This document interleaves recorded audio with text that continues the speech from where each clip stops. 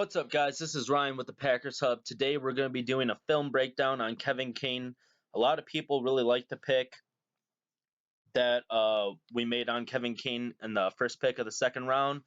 I'm not one of those people. I was not too keen on it. I thought Kevin King was a third or fourth round kind of talent, but he has a lot of tools we can work with. I think Joe Witt can mold him into something nice. So yeah, let's get down to it, and I'll break down some of his film for you. So right here, he's matched up against Darius Rogers for most of the game against USC. Now, Darius Rogers ran a 4.65 40 and a 7.22 3-cone. Now, compared to Kevin King ran a 4.4 40 and a 6.5 3-cone. So Kevin King is an elite athlete, or at least he tested like one. Darius Rogers did not test like an elite athlete. He is a very poor athlete in comparison to Kevin King. But what you see is that Darius Rogers kind of beats Kevin King on a couple of routes with his speed and quickness, which he doesn't have very much of. Kevin King, being the far superior athlete, should have beaten him a few times. And you see this, and you'll see this in the couple of games that I'm going to show after this one. So let's get to it right here. Just a little button hook route, and Kevin King isn't in position to make the play. Now, I know it's nitpicking, but being a far superior athlete and having a mile better 3-cone, he should have a better change of direction to get back and break on that ball a lot quicker than Darius Rogers. He wasn't even in that good a position to make a play. So let's go to 151. Now right here, he's at the bottom of the screen, and you just see a terrible attempt at press. Then Darius Rogers just beats him down the line. He just beat him down the line, and he runs a 4.65. Kevin King runs a 4.4, and he just beats him down the line. So horrible press to start with, and then Darius just beats him right there at the first down line. Can't have that, especially when you're a far superior athlete. Cannot have that. Let's go to 240.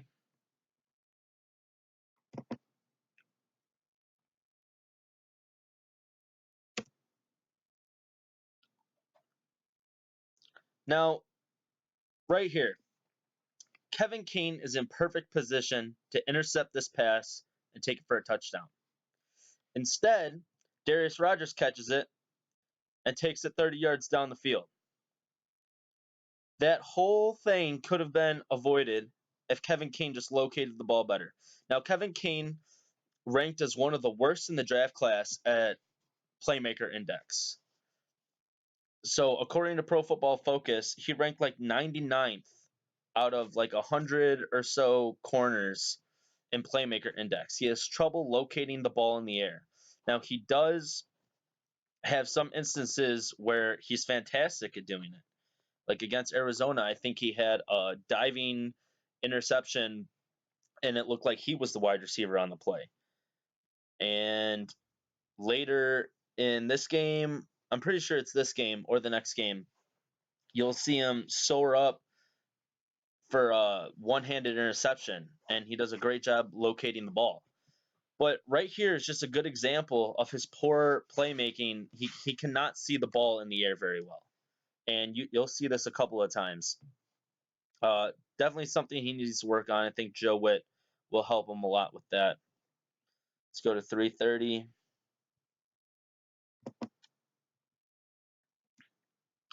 And Ronald Jones of USC is not a very big back. I don't even know if he breaks 200 pounds.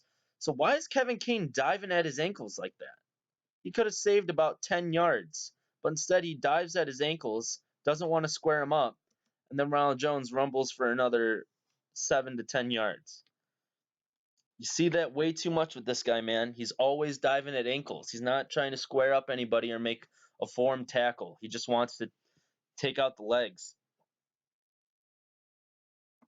So let's go to Arizona State.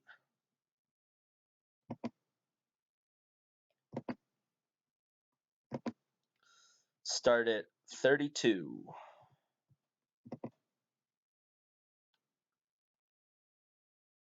Now, right here, you don't see Kevin Kane, but he's at the bottom of the screen.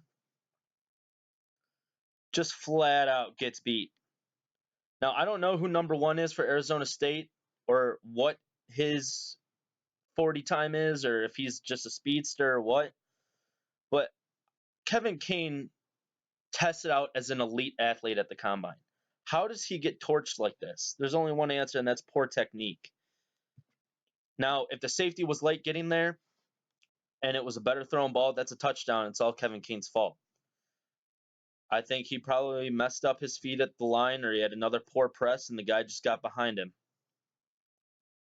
That's a touchdown all day. Let's go to 109.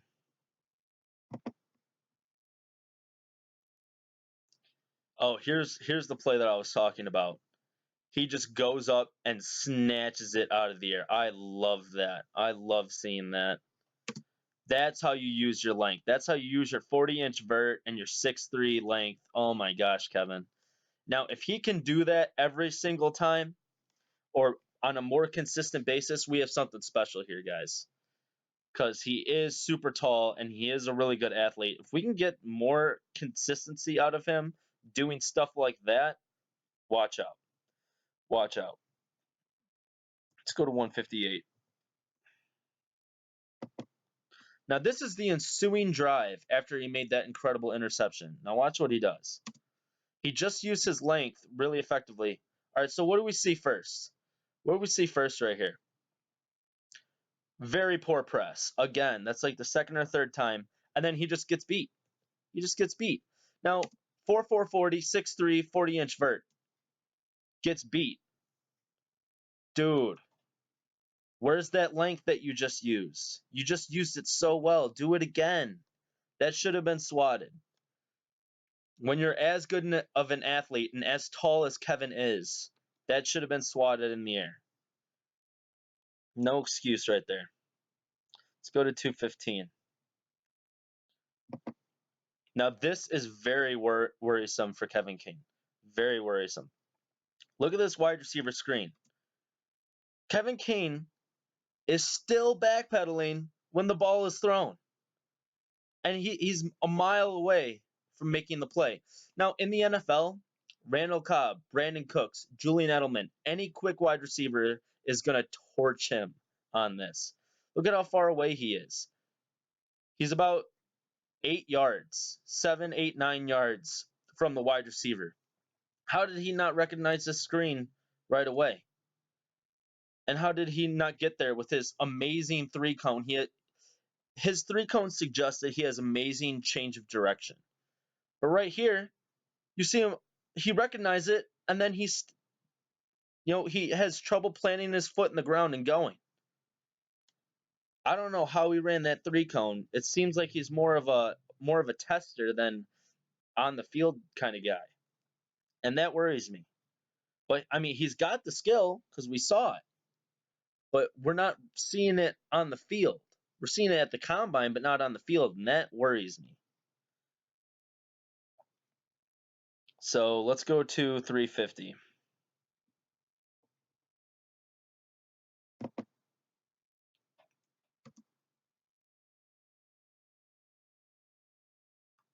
Just another piss-poor tackle attempt by Kevin Kane. This guy does not want to hit. He does not want to hit. And it's dangerous because we didn't draft him for run support. But if he's the last line of defense between a ball carrier and the end zone, I don't like his chances. That's what worries me. Let's go to 412.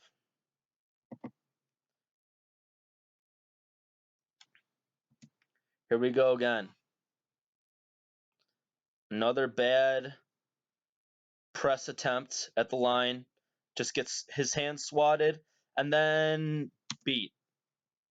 6'3", 4'4", 40, 40-inch vert, beat. I don't know. I don't know, man. Like I said, seems like he's more of a combine tester than he does on the field.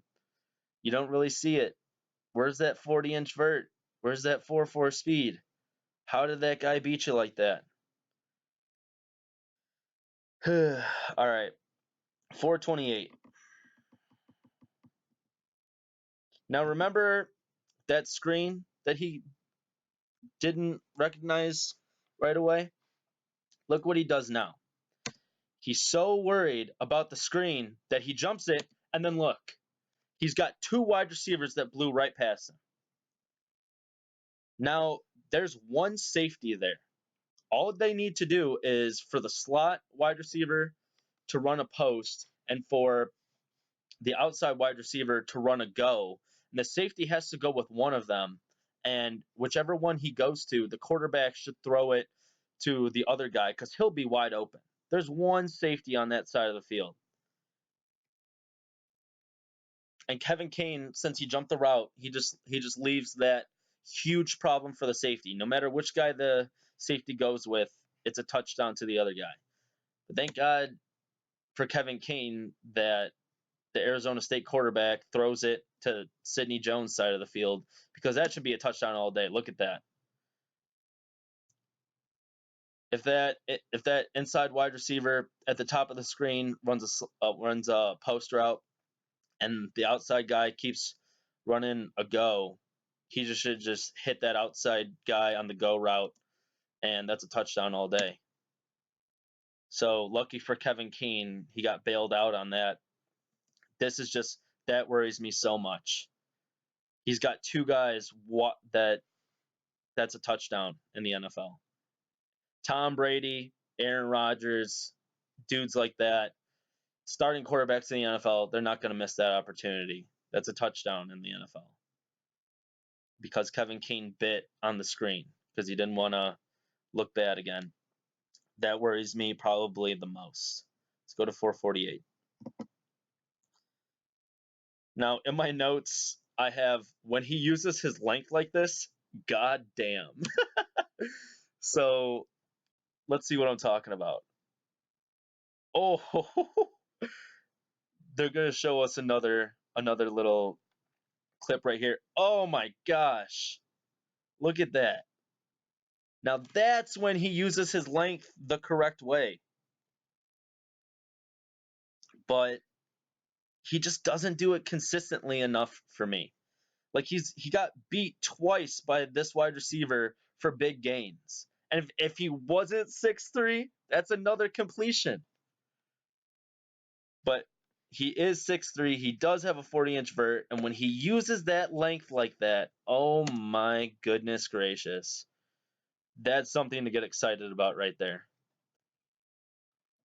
That is just beautiful. It's like a work of art. It's poetry in motion. I think Joe Witt can get more consistency out of Kevin King. Now let's check Alabama.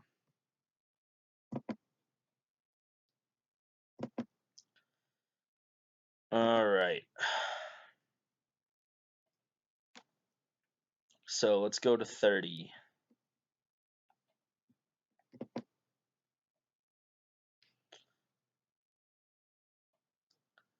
And remember I was talking about poor run support? He was one of Pro Football Focus's lowest graded corners against the run. And this is why. Again, diving at ankles. And I get it. It's Bo Scarborough. The guy was made in a lab. He is a freak of nature.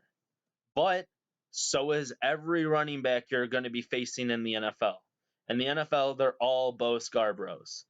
Adrian Peterson, huge hulking guys that you're not going to want to tackle, but you're going to have to tackle. No one wants to tackle Aaron Ripkowski one-on-one, coming right at you. We saw that in the playoffs, but you have to do it. He redeems himself a little bit later on, but this, and there's nothing but green grass in front of him for Bo. Nothing but green grass. All right, let's go to 207.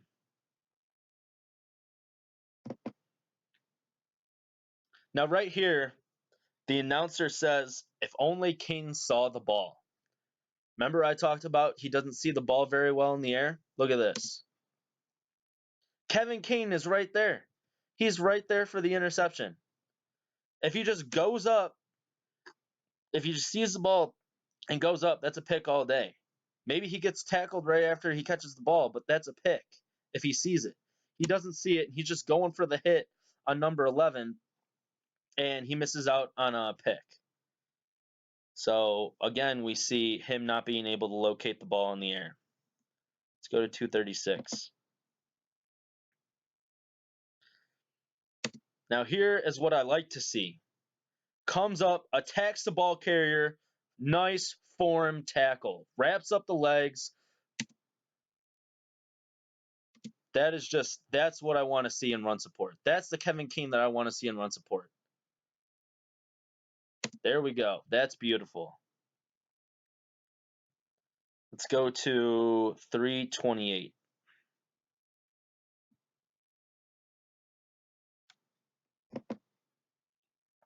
Now, I know I'm nitpicking, and everybody's going to say, Ryan, you're just being an asshole.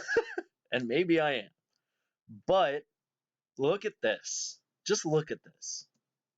Bo cuts back, and look at Kevin Kane. Does that look like a guy that ran a 6.5 3-cone? Does that look like a guy who has amazing change of direction? Just look at that flip of the hips. That was just terrible, man. Ah, man, it's just, one of those plays where you just look at it and you're just like, ugh. I don't know.